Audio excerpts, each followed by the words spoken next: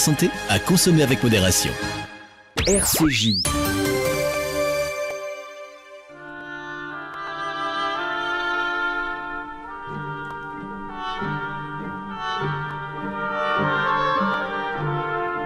L'esprit d'escalier, une émission d'Elisabeth Lévy avec Alain Finkielkraut, un partenariat RCJ Causeur. Bonjour à tous, bonjour Alain Finkielkraut. Bonjour. C'est la dernière blague à la mode. Tu fais quoi en cas de deuxième tour Le Pen-Mélenchon ? Sauf que ce n'est peut-être pas une blague. Alors que dans 2 semaines, nous choisirons les 2 finalistes de l'élection présidentielle, les commentateurs se désolent, les sondeurs s'affolent et les électeurs rigolent. En tout cas, ils devraient. Le désappointement de nombreux journalistes découvrant qu'on ne leur obéit pas est en effet un spectacle aussi cocasse que celui de BFM proclamant que son débat historique a changé la donne électorale. En réalité, personne ne sait quelle malice les Français inventeront le 23 avril. La campagne électorale devait être l'occasion d'une vaste délibération collective où tout aurait été mis sur la table, où se seraient affrontées des visions de et pour la France. Or, comme le constate Éric Zemmour dans le Figaro, aucun thème fédérateur n'a émergé, et d'ailleurs aucune réelle polémique de fond. Et pas seulement parce que les journalistes ont été obligés de traiter de vulgaires affaires d'argent au détriment du fond qui les passionne. En effet, le public se la sent, il a tout de même été question des projets, des mesures et des solutions. Et pourtant, dans cette débauche médiatique, on dirait que la France est la grande oubliée. Et j'aimerais savoir, Alain Finkielkraut, si vous partagez ce sentiment. En fin d'émission, si nous en avons le temps, mais nous l'aurons, vous nous direz si le tournant interventionniste de Donald Trump en Syrie vous satisfait. Mais commençons par notre campagne électorale. Dans l'article que j'ai cité, Zemmour, évoquant donc l'absence de thème fédérateur, il parle d'une absence inédite, d'un vide sidérant. La question identitaire, par exemple, n'a pas pris, c'est le sujet, pardonnez-moi, mais c'est le sujet du dernier causeur. Alors pourquoi et qu'est-ce que vous, Alain Finkielkraut, retenez de cette campagne ? Alors je retiens d'abord le discours prononcé par Emmanuel Macron à Marseille dimanche dernier. Je constate que vous répondez à ma question. Et je retiens cette phrase. Quand je regarde Marseille, je vois les Arméniens, les Comoriens, les Italiens, les Algériens, les Marocains, les Tunisiens, je vois les Maliens, les Sénégalais, les Ivoiriens, j'en vois des tas d'autres que je n'ai pas cités, mais je vois quoi ? Des Marseillais, je vois quoi ? Des Français. Elle est là, l'énergie de la France, ils n'ont rien compris, rien.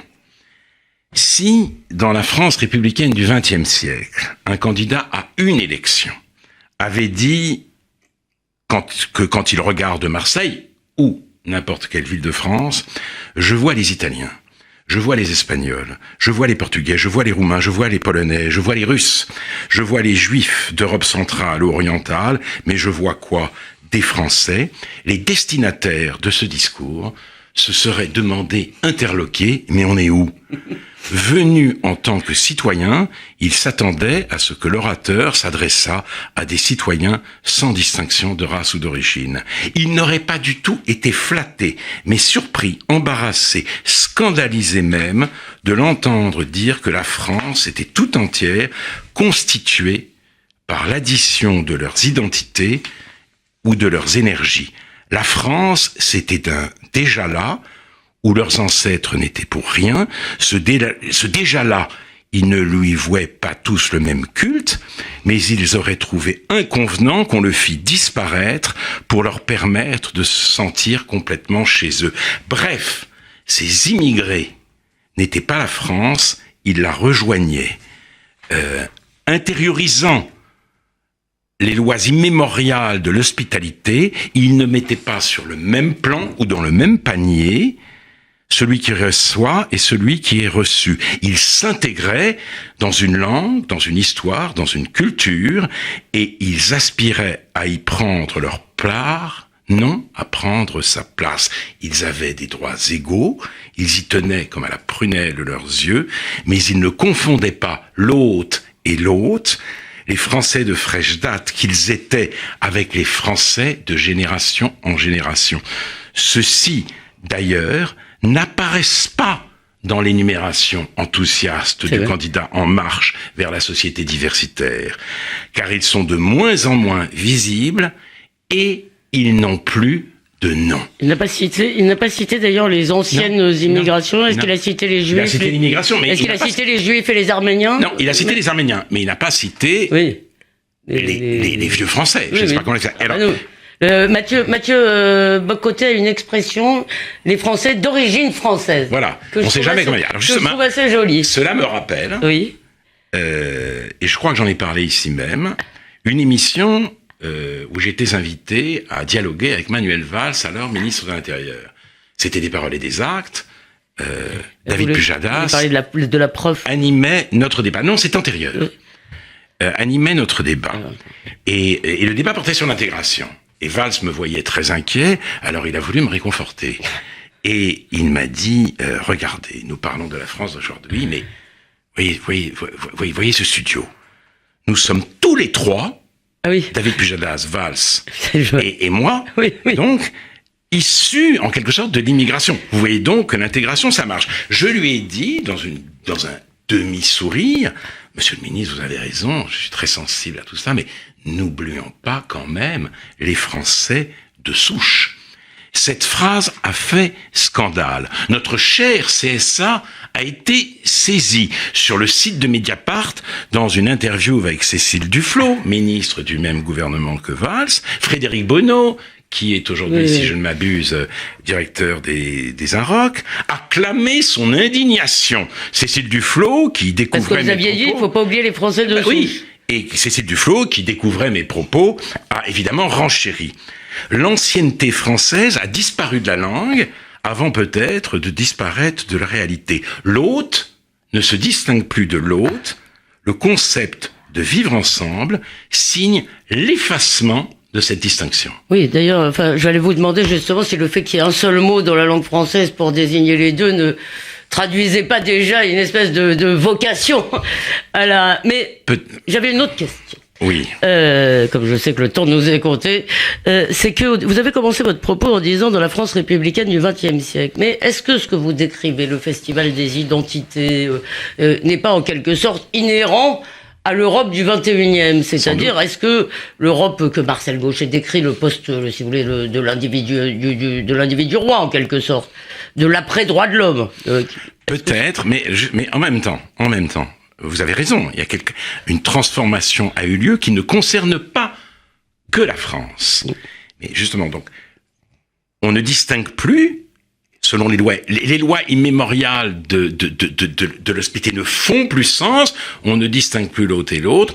Le vivre ensemble signe l'effacement de cette distinction. Cela ne concerne pas que la France, mais ce vivre ensemble est lui-même un leurre. À Marseille et dans tant d'autres villes, ce qui se cache de moins en moins derrière la belle énergie diversitaire célébrée par Macron, ce n'est pas encore la guerre civile, mais c'est déjà, comme l'a très bien dit Christophe Guilluy, la guerre des yeux. Oui, la domination territoriale s'obstient en faisant baisser les yeux à la population minoritaire, baisser les lieux d'abord et, dans un deuxième temps, quitter les lieux.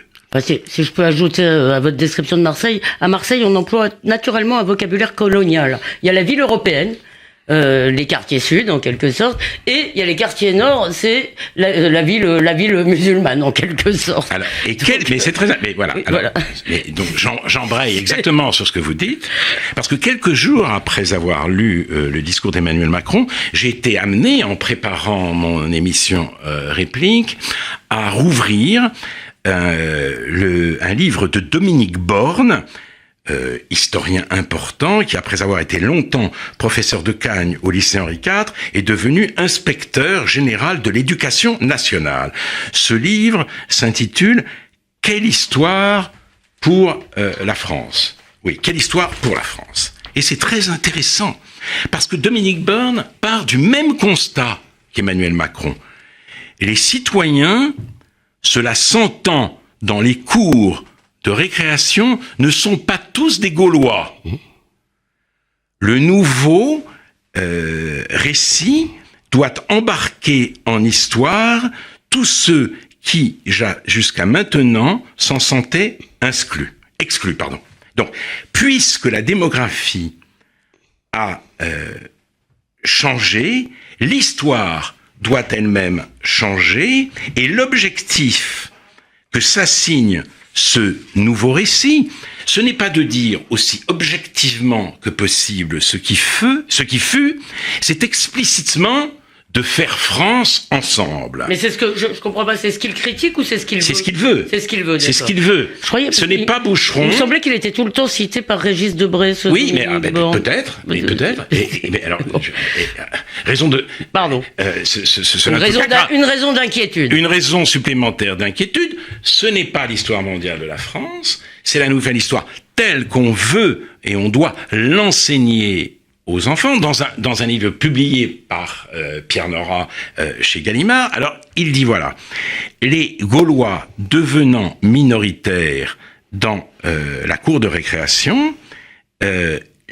l'exigence d'un récit qui permette de faire France ensemble fait apparaître un nouveau commencement, non plus la Gaule donc, mais la fondation 600 ans avant notre ère, de la colonie grecque de Massilia, qui deviendra Marseille. Alors ça, c'est dans quel... Attendez, pardon, parce que il y a donc vous citiez le livre, c'est dans Dominique Borne. D'accord. Marseille, ouais. La nouvelle histoire de France, il l'a fait débuter sur les bords de la Méditerranée, avec l'ouverture, le commerce et l'échange. Adieu les Gaulois. Ça existe aussi, l'ouverture, oui, le commerce et l'échange à Marseille. Simplement, on écrit l'histoire, oui, et on la fait commencer de manière tout de même très arbitraire à Marseille. Ainsi espère-t-on que les nouveaux arrivants ne seront pas dépaysés. Et le même souci doit conduire le récit d'histoire, et là je cite Dominique Borne, a démontré la très longue inscription des immigrations, de toutes les immigrations dans l'histoire de France, pour se limiter aux 2 derniers siècles, celle des maçons de la Creuse, des Bretons échoués autour de la gare Montparnasse, des Italiens de Lorraine, des Polonais du Pas-de-Calais, et dans un même mouvement d'acculturation, des différents âges des migrants du Maghreb. La Creuse et le Maghreb, une même errance, un même nomadisme, un même mouvement. C'est tous des immigrés. Cette identification invraisemblable camoufle l'homogénéité démographique de la France entre les grandes invasions et le dernier tiers du XIXe siècle. Ainsi, les plus hautes autorités intellectuelles remplacent-elles ou nous invitent-elles à remplacer ce qu'elles appellent avec mépris le roman national par la fable du brassage perpétuel. Cette ambition donne le vertige. J'ajoute à votre énumération juste une affiche qui m'a fait immédiatement penser à vous. C'est une exposition qui est en ce moment au musée de l'immigration et le titre c'est « Ces Italiens qui ont fait la France ». Et je pense qu'il faut le décliner comme Emmanuel Macron en fait. Alors, et cette ambition justement, dont la fiche que vous me citez porte aussi témoignage, donne le vertige. Le passé est réécrit à la lumière d'un présent lui-même fictif. On croyait que cette falsification de l'actuel et de l'advenu était le triste apanage des régimes totalitaires. Eh bien non, nous vivons dans des démocraties, nous sommes jaloux de nos droits, nous élisons nos dirigeants, il n'y a pas de bourrage des urnes, le CSA veille scrupuleusement à ce qu'aucun candidat ne soit avantagé pendant les campagnes, mais le faux ne cesse d'étendre son empire. Si l'ennemi vint, même les morts ne seront pas sans sécurité, a écrit Walter Benjamin. Shooté à l'éthique, galvanisé par le grand combat contre le mal identitaire, l'ennemi est en train de vaincre. Ni les morts, ni les vivants, ni le passé, ni le présent n'échappent à sa prise. L'élection d'Emmanuel Macron parachèverait sa victoire. Je crois que vous alliez l'annoncer, mais Parachèverait. Pardonnez-moi, je comprends, si vous voulez, tout l'aspect ridicule qu'il y a dans l'effacement que vous décrivez. C'est-à-dire l'idée que la France n'est faite que d'immigration. Mais en même temps, il est aussi fictif, malgré l'homogénéité démographique à laquelle que vous avez évoquée, qui est une réalité. Malgré cela, il y a bien effectivement des échanges, des mélanges. Mais des mélanges ont eu lieu. Des gens qui sont venus en France et ont contribué à construire la France. On fait souche. J'ai moi-même énuméré dans ma réponse au livre de Patrick Boucheron le rôle qu'avaient joué certains grands écrivains, philosophes, venus d'ailleurs dans la culture française du XXe siècle, mais là, c'est tout autre chose. On nous parle d'une belle énergie diversitaire pour dissimuler la violence qui s'étend de plus en plus, et on réécrit complètement le passé à la lumière de ce présent lui-même fictif. Donc en niant en quelque sorte, juste pour vous, en niant en quelque sorte l'existence d'un peuple français, d'origine française. On sait plus comment. Il faudra quand même réfléchir à la question de la nomination. Il est invisible, il devient minoritaire et il est innommable. Minoritaire. En tout cas, c'est même ce que Macron semble souligner à Marseille peut-être. Il y a quelques jours à Strasbourg, François Fillon a dit l'urgence de parler de transmission, d'histoire, de patrimoine et de culture. Il a proposé d'incarner la nation dans un récit national. Il a affirmé que nous devions redécouvrir notre héritage historique et qu'il fallait sauvegarder d'urgence l'apprentissage de la langue, de la syntaxe, de l'orthographe, de la littérature. Mais l'ennemi dont parle Benjamin, s'incarnant aujourd'hui dans le pouvoir médiatique, la majorité des journalistes n'ont retenu de cet événement que l'enfarinage de François Fillon par deux individus qui abordaient qui arboraient un t-shirt, les jeunes avec Fillon. Et l'un d'entre eux était fiché S. Oui. Bien. Le Monde n'a parlé dans son compte-rendu du discours que de la défense par le candidat de la droite et du centre de l'Europe des États. Le mensonge et l'oubli ont à ce point, si vous voulez, pris possession de l'âme du journaliste qui faisait ce compte-rendu, que la défense de la syntaxe, de l'héritage du récit national sont tombés dans l'oreille d'un sourd. La politique, c'est la confrontation des opinions, des convictions, des points de vue sur le monde. Mais quel sens a la politique? Que devient la délibération collective? Peut-on encore parler de conversation civique? Que veulent dire même les élections si l'on ne parle pas de la même chose?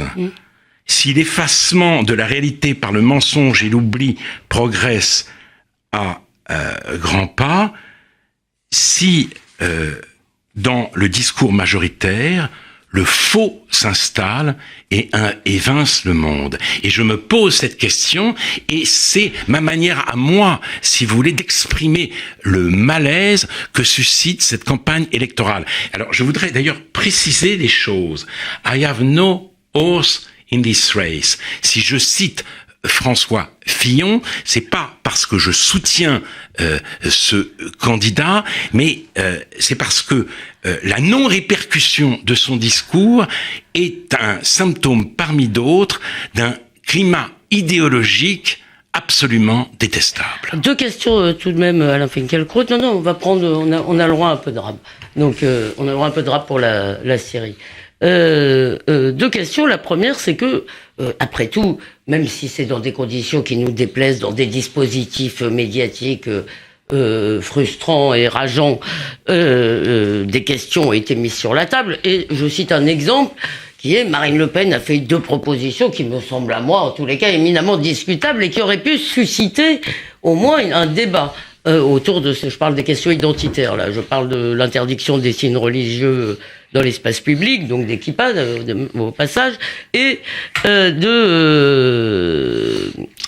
y en a une autre, de la double nationalité. Or, ça n'est jamais parti, alors que, si vous voulez, toute la gauche nous disait attention, l'identité va plomber la campagne. Est-ce que ça ne veut pas dire que peut-être nous sommes minoritaires et que dans le fond ces questions que ce parti de la quiétude dont vous êtes le premier représentant est finalement pas en phase avec les Français? Alors oui, et vous allez me répondre. Je vais essayer d'en donner un exemple tout de suite, mais je vous dirais que c'est pas seulement le problème, si vous voulez. Moi, ce qui m'inquiète particulièrement, puisque je suis le porte-parole du parti de l'inquiétude, c'est de voir disparaître le monde commun. Oui. Sur ce monde, on peut avoir des perspectives opposées, et ça donne sens à la dispute. Mais si, à la réalité du monde, on vous oppose le faux de la polyphonie, le faux du vivre ensemble, le faux de la polyphonie diversitaire, la réécriture même de l'histoire, la complète réécriture de l'histoire, sous prétexte de mettre fin au roman national. Alors là, il se passe quelque chose. Je sens le sol se dérober sous mes pieds. Mais alors, je voudrais est-ce que vous avez l'impression que cette disposition, parce que vous avez cité Boucheron, vous citez le journal Le Monde, vous pourriez citer effectivement Dominique. Voilà. Donc, est-ce que elle vous semble massive dans le monde intellectuel aujourd'hui? Elle me semble majoritaire dans le monde intellectuel, et je vois même une autre raison d'inquiétude que je vais essayer de décrire très vite. Il y a quelques jours paraissait Télérama, et avec un grand article sur l'islamophobie, dont l'héroïne est Siam Asbagh, présentée comme une journaliste militante et l'une des figures montantes de la mouvance antiraciste. Or, elle a organisé, cette Siam Asbagh, la marche pour la dignité dont nous avons parlé et dont le slogan était « Je ne suis pas Charlie, l'esprit du 11 janvier, non merci ». Elle a organisé aussi le camp d'été décolonial qui s'était déroulé du 25 au 28 août 2016 à Reims, où il s'agissait de combattre le racisme médical, les ONG humanitaires servant les intérêts de l'impérialisme, l'islamophobie, le plus républicain des racismes. Les Blancs n'avaient pas droit de citer, les journalistes non plus, sauf 2 exceptions, une journaliste de Mediapart, une journaliste du Bondi Blog, l'une et l'autre, si vous voulez, non blanche. Et Mediapart a accepté cette condition qui lui était faite. La même militante s'était illustrée après une autre émission à laquelle j'ai participé, où effectivement j'ai été attaqué, invectivé par Vian Berouma, me traitant de raciste. Un